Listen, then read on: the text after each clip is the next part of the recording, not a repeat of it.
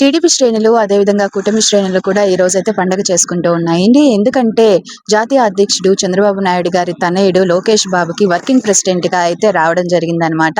అందుకు గాను అందరూ కూడా హర్షాతిరేకాలు అయితే వ్యక్తపరుస్తూ ఉన్నారు. అందులో ముఖ్యంగా ఈ రోజు కావలి నియోజకవర్గంలో టౌన్ క్లస్టర్ ఇన్ఛార్జ్ అయినటువంటి కల్వకుంట్ల మధుబాబు నాయుడు సార్ అయితే మనతోనే ఉన్నారు. వారి హర్షం అనేది ఏ విధంగా ఉంది ఏంటనేది వారి మాటల్లోనే కనుక్కుందాం. సార్ నమస్తే సార్. ఈ రోజు అయితే అందరూ కూడా ఎంతో పండుగ వాతావరణంలో అయితే ఇక్కడ ఈ రోజు పండుగలు చేసుకుంటూ ఉన్నారు. సో మీకు ఏ విధంగా అనిపిస్తుంది లోకేష్ గారికి ఈ విధంగా రావడం?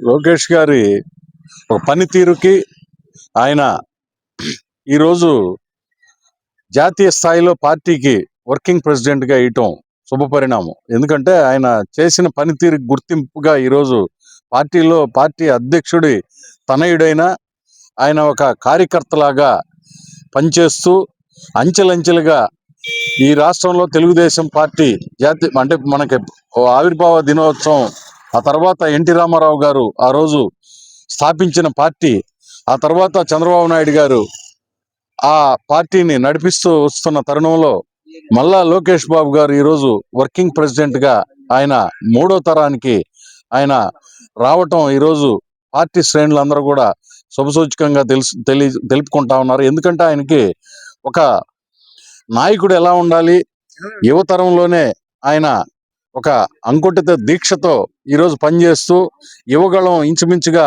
3000 పైన కిలోమీటర్లు ఆయన పాదయాత్ర చేసి ఈ రాష్ట్రంలో మళ్ళా తిరిగి ఒక రాక్షస పాలన తొలగించి మనకి తెలుగుదేశం పార్టీ రావటానికి ఆయన ప్రధాన కారకుడు. ఎందుకంటే యువగళం పేరుతో ఆయన ప్రతి వాడవాడ తిరుగుతూ 3000 కిలోమీటర్లు పైపు చిలుకు ఆయన పాదయాత్ర చేసి ఆయన దీక్షతో ఈరోజు ఆయన అనుకున్న పనులన్నీ కూడా ఆ రోజు యువగళం పాదయాత్రలో ఏమైతే ఆయన దృష్టికి వచ్చినాయో ఈరోజు ఆ సూపర్ 6 పథకాలకు కూడా ఆయన వెనకాల బ్యాక్గ్రౌండ్ కూడా ఆయనే నడిపించి దాన్ని ఈరోజు సూపర్ 6 పథకాలకు కూడా ఒక కార్యరూపం దాల్చి ఈరోజు ఒక మంచి పాలనకి ఆయన సూచనలు చేస్తూ ఆయన దీక్షతో ముందుకెళ్తూ కార్యకర్తలందరినీ కూడా ఆయన హక్కుని చేర్చుకొని ఈరోజు కార్యకర్తలందరికి కూడా ఒక అండ.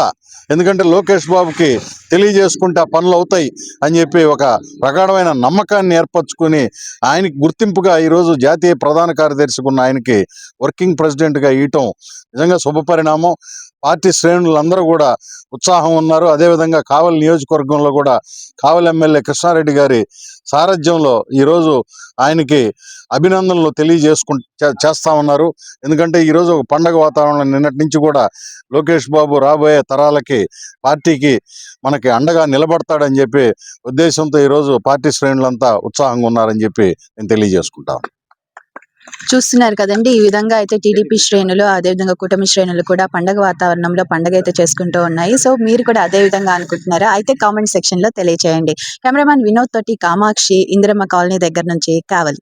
మాలిని దేవి మల్టీ స్పెషాలిటీ హాస్పిటల్, క్రిస్టియన్ పేట, 5వ లైన్, కావలి. డాక్టర్ గుట్టిపాటి మాలిని దేవి ఎంబీబీఎస్, ఎంఎస్, ఓబీజీవై, కాన్పులు మరియు గర్భకోశ వ్యాధి నిపుణులు.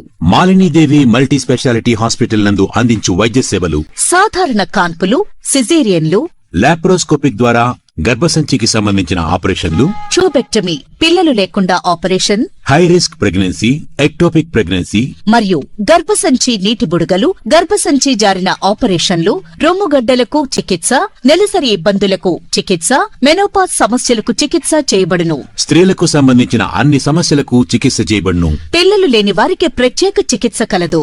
ముఖ్య గమనిక: మా హాస్పిటల్ నందు కాన్పోయిన తరువాత తల్లి బిడ్డను ఉచితంగా మా వాహనంలో క్షేమంగా ఇంటికి చేర్చబడును.